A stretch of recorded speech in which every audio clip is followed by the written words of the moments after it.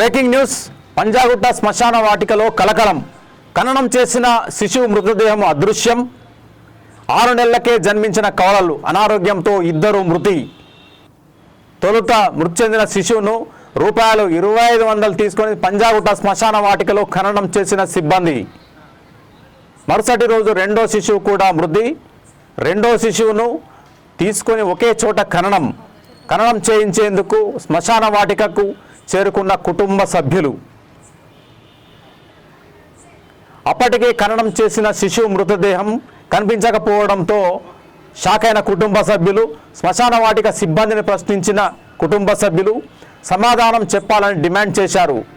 కుటుంబ సభ్యుల మధ్య సిబ్బంది మధ్య వాగ్వివాదం. కన్నబిడ్డలను కోల్పోయిన కుటుంబానికి మరో విషాదం. మా బిడ్డ మృతదేహం ఏమైంది అంటూ తల్లిదండ్రులు ప్రశ్నించారు. కన్నీరు మున్నీరయ్యారు. బంజారాహిల్స్ పోలీసులకు కుటుంబ సభ్యుల ఫిర్యాదు కేసు నమోదు చేసి దర్యాప్తు ప్రారంభించిన పోలీసులు శ్మశాన వాటిక సిబ్బందిని ప్రశ్నిస్తున్నట్లు సమాచారం. శిశువు మృతదేహం ఎలా మాయమైంది, ఎవరి నిర్లక్ష్యం వల్ల ఇలా జరిగింది, మరేమైనా కారణాలు ఉన్నాయా అనే కోణంలో పోలీసులు దర్యాప్తు చేస్తున్నారు.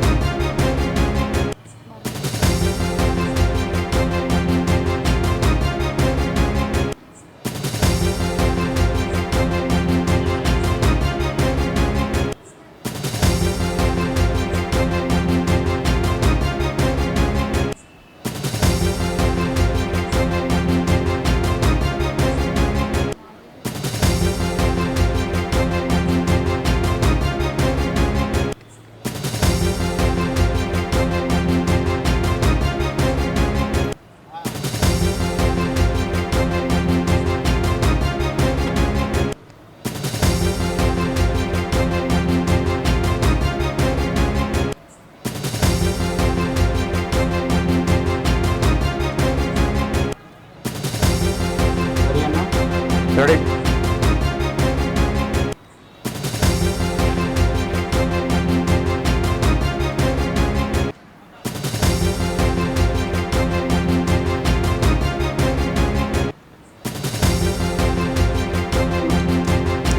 పంజాగుట్ట శ్మశాన వాటికలో శిశువు మృతదేహం ఎలా మాయమైంది అన్న కోణంలో ప్రస్తుతం పోలీసులు అయితే దర్యాప్తు ముమ్మరం చేశారు.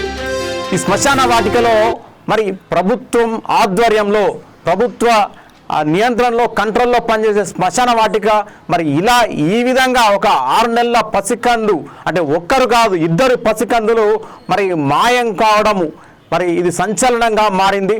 ఆ పసికందు ఎవరైతే ఉన్నారో ఆ శిశువును కోల్పోయిన తల్లిదండ్రులు కన్నీరు మున్నీరవుతూ ఉన్నారు. రాష్ట్ర వ్యాప్తంగా ఈ అంశం సంచలనంగా మారింది.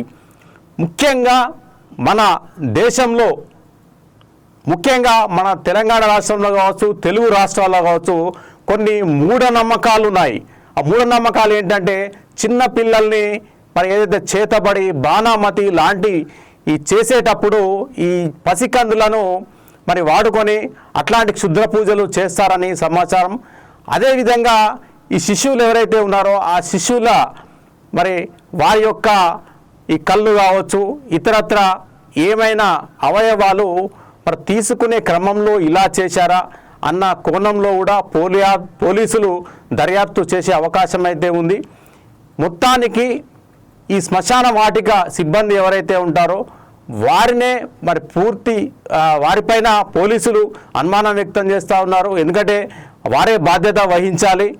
ఆ పసికందు మరి మాయమయ్యాడు, ఎక్కడి నుంచి మాయమయ్యా, ఎవరు తీశారు, మరి ఎందుకు తీసుకెళ్లారు అనే కోణంలో అయితే పోలీసులు దర్యాప్తు చేయడం అయితే జరుగుతూ ఉంది. ఆ సిబ్బందిని కూడా మరి ఎవరైతే ఆ పసికందు ఉన్నారో ఆ పసికందు తల్లిదండ్రులు బంధువులు కూడా మరి వారితో ఎక్కువ గొడవగా దిగడం, మరి వారిపైన చేసుకున్నారన్న కూడా వార్తలు కూడా వస్తూ ఉన్నాయి. మరి ఈ శ్మశాన వాటిక అంశము ఏదైతే ఉందో పోలీసులకు ఛాలెంజింగ్గా మారింది. పసికందును ఏం చేశారు, ఎక్కడికి తీసుకెళ్లారు, మరో కోణం కూడా ఒకటి వెలుగులోకి వస్తూ ఉంది. మనం తరచూ వింటూ ఉంటాం, మనం అంటే మన ఊళ్ళల్లో కావచ్చు అక్కడక్కడ మరి ఈ శవాన్ని పూడ్చిపెట్టినప్పుడు ఈ కుక్కలు కావచ్చు, ఇతరత్ర పందికొక్కులు కావచ్చు, ఏవైనా జంతువులు తవ్వి తీసుకెళ్ళి అవి తినేస్తాయని కూడా మనం అప్పుడప్పుడు వింటూ ఉంటాం. మరి ఆ విధంగా ఏమైనా కుక్కలు మరి ఆ పసికందును ఎక్కడైతే పూడ్చిపెట్టారో ఆ కుక్కలు ఏవైనా వచ్చి తవ్వి ఆ పసికందును ఎత్తుకెళ్ళి తినేసాయా అన్న అనుమానాలు కూడా కలుగుతూ ఉన్నాయి. మొత్తం మీద ఈ పసికందు ఈ మరి మాయమవడం శ్మశాన వాటిక నుండి మరి రెండో రోజు మరి మరో పసికందు చనిపోయిన తర్వాత పూడ్చిపెట్టడానికి వస్తే మొదటి పసికందు కనిపించకపోవడం అనేది సంచలనంగా మారింది. ఆ తల్లిదండ్రులు కన్నీరు మున్నీరు అవుతూ ఉన్నాయి. మరి హైదరాబాద్లో ఫేమస్ ఈ శ్మశాన వాటిక ఏదైతే పంజాగుట్ట శ్మశాన వాటిక అనేది చాలా ప్రాచుర్యంలో ఉంది. చాలామంది సెలబ్రిటీస్ కావచ్చు, చాలామందిని కూడా ఇక్కడ ఖననం చేస్తూ ఉంటారు. మరి ఇలాంటి కట్టుదిట్టమైన భద్రతా ఏర్పాట్లు కలిగిన అధునాతనంగా నిర్మించబడ్డ ఈ శ్మశాన వాటికలో మరి ఇలాంటి సంఘటన చోటు చేసుకోవడం అనేది చాలా బాధాకరం. ఈ అంశాన్ని మరి తెలంగాణ రాష్ట్ర ప్రభుత్వం చాలా సీరియస్గా తీసుకోవాలి. ఎవరైతే ఆ శ్మశాన వాటికలో సిబ్బంది ఉన్నారో ఆ సిబ్బంది సక్రమంగా పనిచేసేటట్లు చర్యలు తీసుకోవాలి. ఆ సిబ్బంది సరిగ్గా పనిచేస్తున్నారా లేదా అన్న విషయంలో కూడా ఖచ్చితంగా కఠినమైన నిర్ణయాలు తీసుకొని సిబ్బంది సరిగ్గా పనిచేసేటట్లయితే చూడాలని చెప్పేసి అయితే నెటిజన్లు కోరుకుంటున్నారు.